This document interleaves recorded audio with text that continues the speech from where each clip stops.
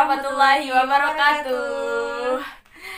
Oke, kembali lagi bersama kita berdua. Siapakah kita? Nah, jadi sekarang sebenarnya kita bingung ya, kita mau bahas tentang apa. Jadi mungkin yang terlintas di pikiran aja. Apa tuh? Apa tuh? Yang masalah remaja sekarang ya. Boleh tuh. Masalah apa tuh? Pacaran. Pernah pacaran nggak? Kamu Bung pernah pacaran nggak? Nggak. Iya, emang ya? Nggak Pernah. Nggak. Jujur. Tidak. Tidak. Tidak pernah. Jadi selama ini Anda kuat banget ya imannya? Tidak juga. Astagfirullah. Iya. Jadi pernah suka sama seseorang kan wajar ya. Pernah gitu, pernah suka Dan banyak sama yang suka juga seseorang. sih. Kamu ya? Iya. Oh, Anda enggak? Enggak sih. Oh. Cuman Kok bisa sebetah itu sih Bung, gak pacaran? kenapa bisa sebetah itu? Sebenarnya pengen gitu ya.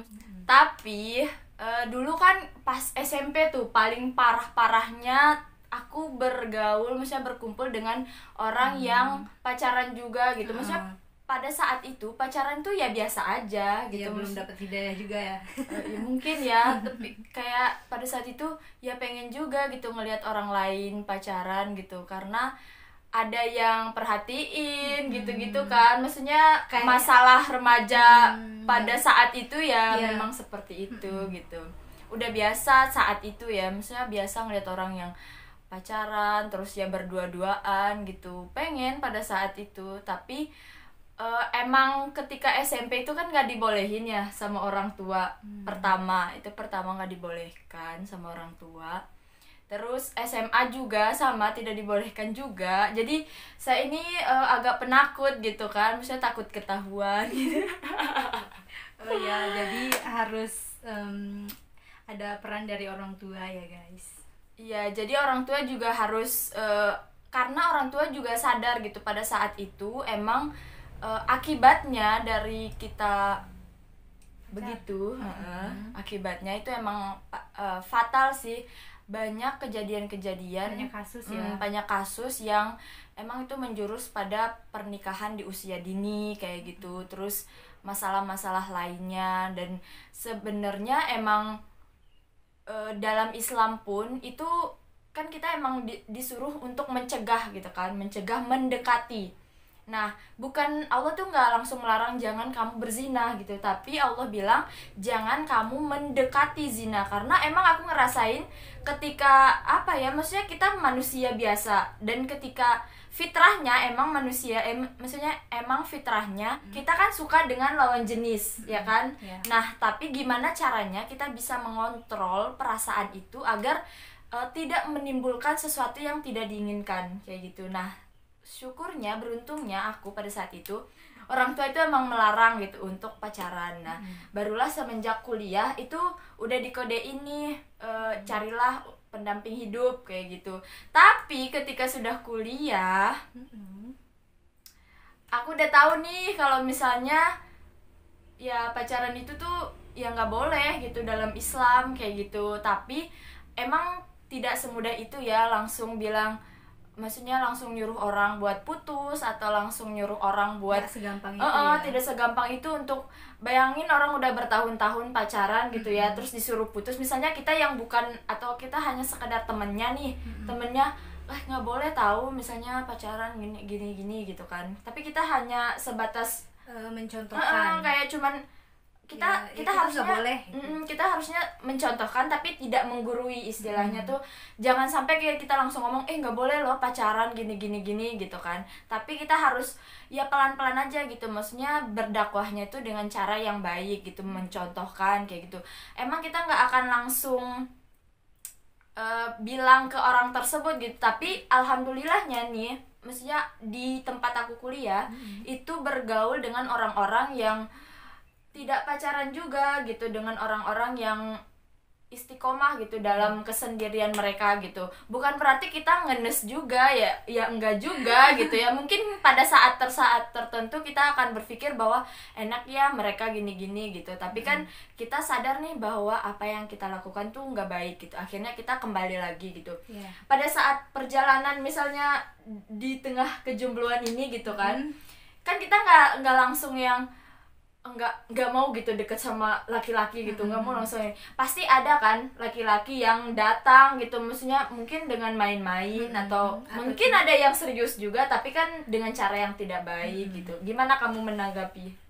Harusnya sih kalau menurut aku kalau udah siap dia tuh harus datang ke rumah kita, bukti kesiapannya dia ke kita gitu.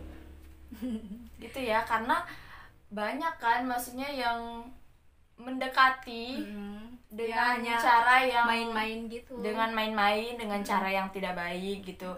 Ya kalau emang udah siap ya langsung aja ke orang tua. Ini kayak ngode ya. Ya jadi gitu, kalau misalkan memang maksudnya sekarang bukan waktunya untuk main-main juga gitu, karena kita udah tahu bahwa hal itu nggak baik. Ya udah, kalau memang yang sekarang masih pacaran nih gitu, kalau emang niat serius ya udah langsung aja datang ke orang tuanya gitu, minta dengan baik, dengan cara yang baik gitu. Insya Allah pasti akan dimudahkan ya kalau memang niatnya baik kayak gitu. Nah tapi kalau misalnya emang belum siap nih, ya udah jangan memberikan harapan untuk jangan jaga jodoh, jangan jagain jodoh orang, jangan memberikan harapan gitu kalau emang nggak pernah punya niat untuk menikahi orang tersebut gitu. Kalau benar-benar sayang itu dia tuh nggak akan ngajak kamu pacaran, itu kan berbuat zina gitu, mendekati zina gitu. Mendekati zina. Pacaran itu adalah pintunya zina. Kita kalau pacaran itu cuma kalau awalnya itu kita tuh pacaran syar'i, ada istilahnya ya, gitu. Ada yang ngomong kayak gitu. Kita tuh cuman mau ngodein dia, suruh sholat tahajud, sholat tepat waktu. Iya, jadi nanti di tengah jalan misalnya niatnya baik, niatnya mungkin mau ngasih tahu dia nih, mau suruh sholat, mau suruh berbuat baik lah gitu. Tapi di tengah jalan gitu kan kita nggak tahu ya, setan itu kan akan mengajak kita langkah demi langkah, mengusik hati. Iya, mengusik hati kita, membisikkan sesuatu yang sebenarnya kita juga dalam pikiran nggak mungkin kita akan melakukan hal tersebut gitu ya. Tapi ketika sudah terjadi, ketika kita sudah nih dalam pengaruh setan gitu ya, untuk sudah nih langkah per langkah kita mengikuti, maka kita tidak akan sadar bahwa ternyata setan sudah membelokkan niat kita gitu. Jadi harus hati-hati dengan hati. Asik. Nah, gimana sih, mungkin ada yang nanya gimana caranya untuk bisa lepas dari yang namanya pacaran kalau misalnya kita udah bertahun-tahun nih sama pacarnya gitu, gimana tuh? Menurut aku yang pertama belajar agama, perkuat ibadah gitu. Kalau kita udah tahu ya mana yang benar mana yang salah, itu kita akan dengan sendirinya kita akan melepaskan itu, dan kemudian kita, Allah itu akan mendatangkan orang-orang yang bisa membantu kita dalam hijrah kita gitu loh. Teman-teman yang baik gitu, lingkungan yang baik, mendukung, itu sangat penting teman-teman. Iya benar sih, lingkungan itu sangat-sangat mempengaruhi ya, sangat-sangat berpengaruh gitu dalam proses perubahan kita gitu. Kalau misal, tapi ada juga nih yang dia bisa mewarnai lingkungannya. Nah, jadi ketika misalnya dia berada di lingkungan yang mungkin kurang baik atau tidak mendukung dalam proses perubahan yang baik, dia bisa mempengaruhi teman-temannya gitu. Dia bisa menjadi cahaya bagi perubahan ke arah yang lebih baik bagi teman-temannya kayak gitu. Ada juga yang seperti itu gitu. Nah, tapi kita harus bisa membedakan nih, kita tipe orang yang seperti apa. Apakah kita yang mempengaruhi atau kita yang dipengaruhi, gitu. Itu kita bisa nilai diri kita sendiri ya teman-teman. Kita itu tipe yang manusia yang seperti apa. Kita tuh harus mengenali diri kita sendiri. Kita harus mempengaruhi orang lain dengan kebaikan. Betul. Nah, jadi kalau misalnya kita punya power untuk bisa mengubah orang lain gitu, kenapa enggak gitu. Dan tapi jangan juga ketika dalam pergaulan kita tuh langsung mikir bahwa oh aku nggak bisa nih dalam pergaulan ini tuh buruk gitu.